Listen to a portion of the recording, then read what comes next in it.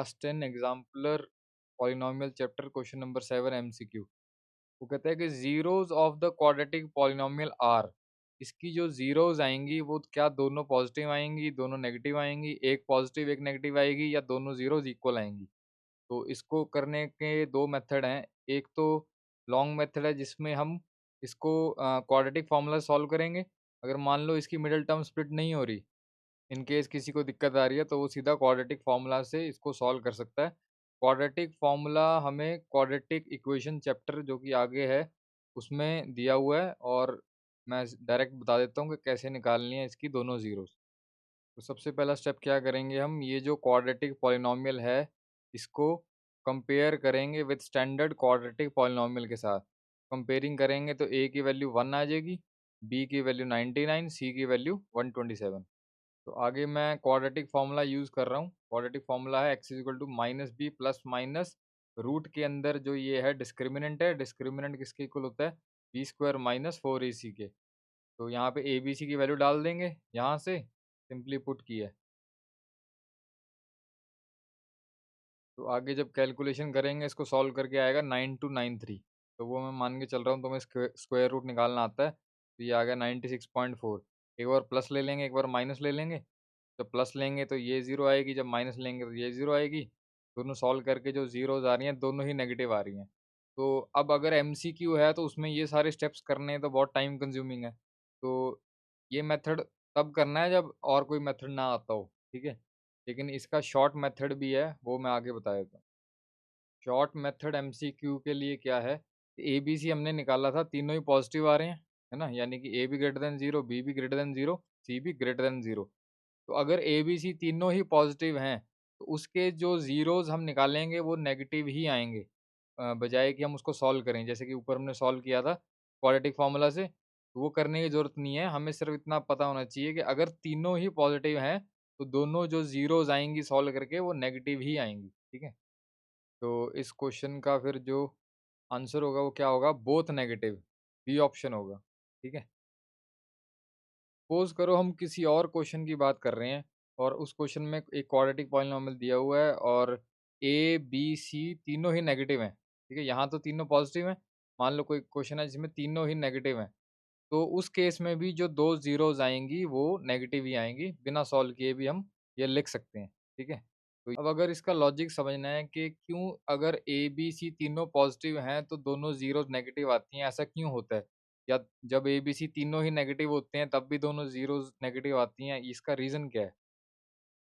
तो रीज़न ये है कि अगर मैं इस केस का सम ऑफ ज़ीरोज़ निकालूँ, सम ऑफ ज़ीरोज़ क्या होता है, माइनस बी बाई ए।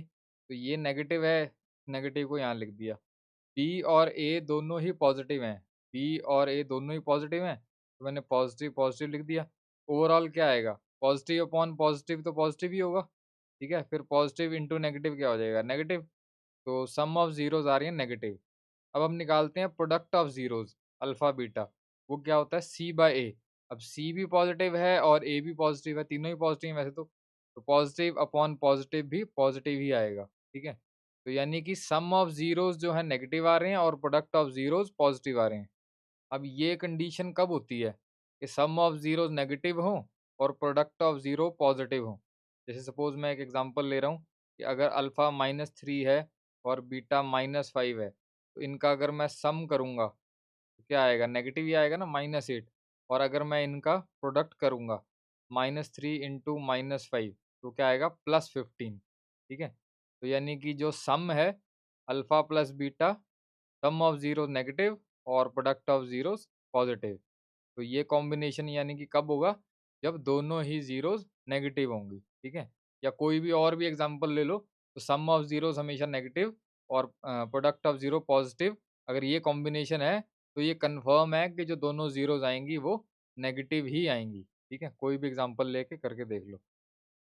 तो अब मैं दूसरा केस ले रहा हूँ, जिस केस में ए, बी, सी तीनों ही नेगेटिव हैं, तीनों ही लेस देन 0 हैं। तो मैंने कहा था ना कि दोनों ज़ीरो उसमें भी नेगेटिव आएँगी। उसका रीज़न क्या है कि अगर मैं सम ऑफ ज़ीरोज़ निकालता हूँ alpha plus beta which is minus B by A, तो ये वाला नेगेटिव ही तो ये आ गया, और बी और ए दोनों ही नेगेटिव हैं इस केस में, ठीक है। ये कोई और केस सेकंड केस ले रहे हैं। तो बी और ए दोनों नेगेटिव है, नेगेटिव बाय नेगेटिव फिर से पॉजिटिव हो जाएगा, पॉजिटिव इंटू नेगेटिव फिर से नेगेटिव हो जाएगा, ठीक है। Product of zeros alpha beta equal C by A, C और ए दोनों ही नेगेटिव हैं, सी और ए दोनों ही नेगेटिव हैं, negative by negative is positive. तो सम ऑफ जीरोस जो है वो नेगेटिव आ रहे हैं और प्रोडक्ट ऑफ जीरो पॉजिटिव आ रहे हैं, वही सेम जो अभी एग्जांपल समझी थी। या कोई और एग्जांपल ले लेता हूँ कि अल्फा -5 बीटा -2, तो इनका अगर मैं सम करूँगा तो -7 आएगा विच इज़ नेगेटिव, और अगर मैं प्रोडक्ट करूँगा तो +10 आएगा विच इज़ पॉजिटिव। तो ये कॉम्बिनेशन कब पॉसिबल है कि सम ऑफ जीरो नेगेटिव हो, प्रोडक्ट ऑफ जीरो पॉजिटिव हो? वो तो तभी पॉसिबल है जब दोनों जीरोस नेगेटिव होंगी, ठीक है। तो ये मैंने प्रूव कर दिया कि ये तीनों जब लेस देन जीरो हो या ग्रेटर देन जीरो हो, तीनों एक साथ लेस देन जीरो, एक साथ पॉजिटिव, ठीक है।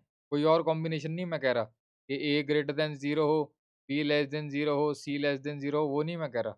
या तो तीनों ही पॉजिटिव या तीनों ही नेगेटिव, ठीक है। सिर्फ यही दो ही कॉम्बिनेशन है जिस केस में दोनों जो जीरोस आएंगी वो नेगेटिव आएंगी। तो कुछ सॉल्व करने की जरूरत नहीं है, डायरेक्ट इस कंडीशन से हम एमसीक्यू ऑप्शन टिक कर सकते हैं, ठीक है। That's it.